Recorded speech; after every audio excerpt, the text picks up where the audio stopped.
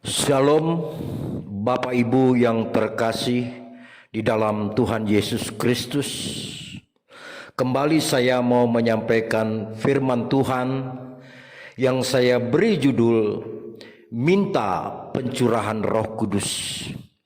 Saya mengambilnya dari Kisah Rasul pasal 2 ayat yang pertama. Demikian bunyi firman Tuhan. Ketika tiba hari Pentakosta, semua orang percaya berkumpul di satu tempat. Saat itu dikatakan semua orang percaya berkumpul di satu tempat.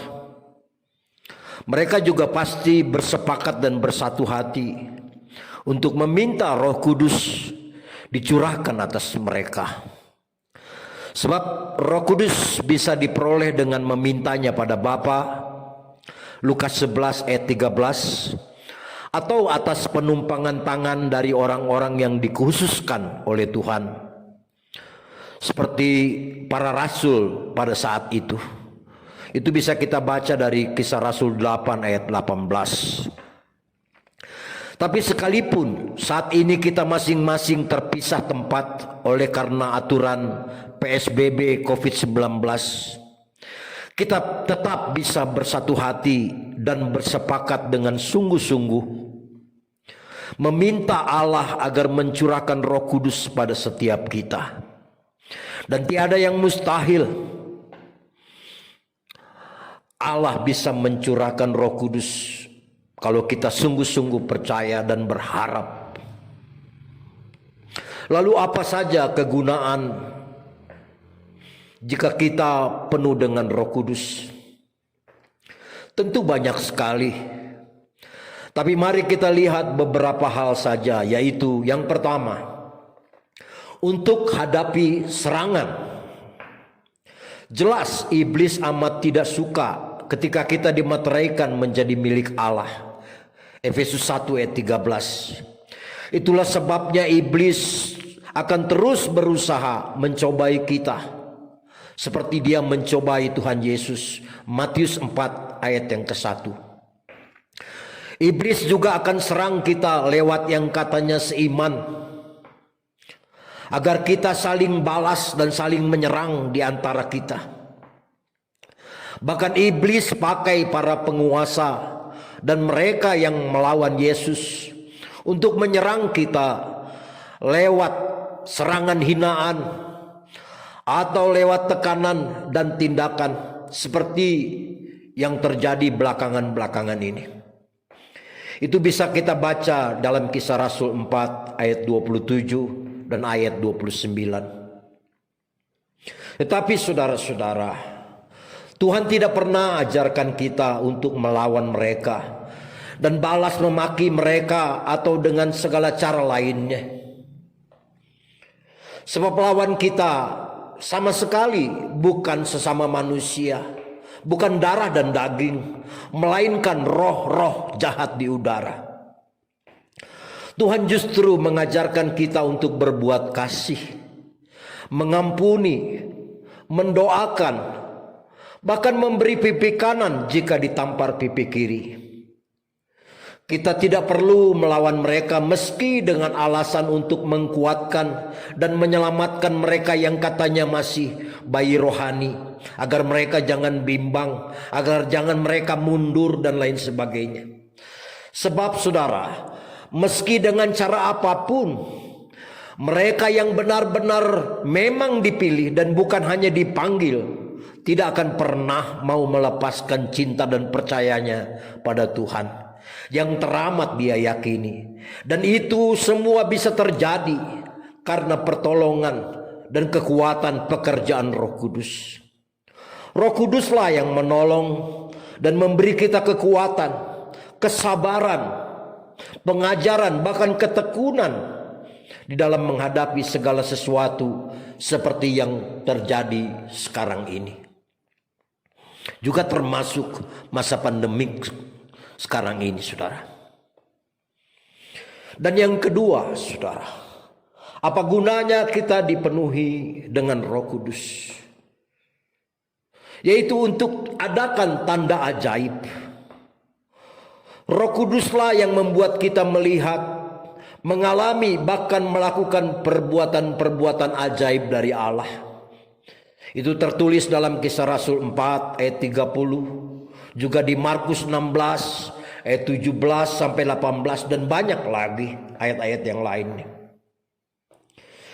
Di saat keadaan masih rawan pandemik seperti sekarang ini, saudara, jelas kita teramat rindu untuk melihat, untuk mengalami dan mempraktekkan keajaiban Tuhan terjadi dalam kehidupan kita, dalam kehidupan rumah tangga kita maupun bangsa kita.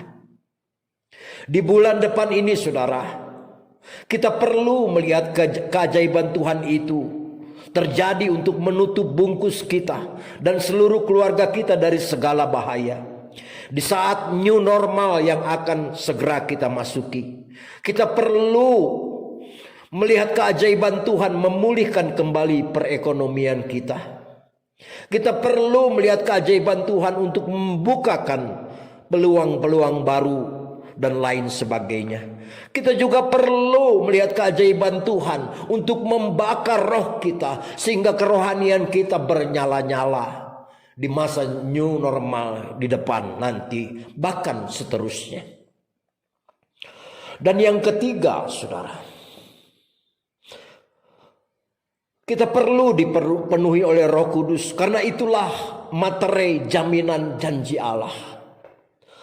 Roh Kudus adalah materai jaminan untuk kita menerima segala janji Allah digenapi dalam kehidupan setiap kita.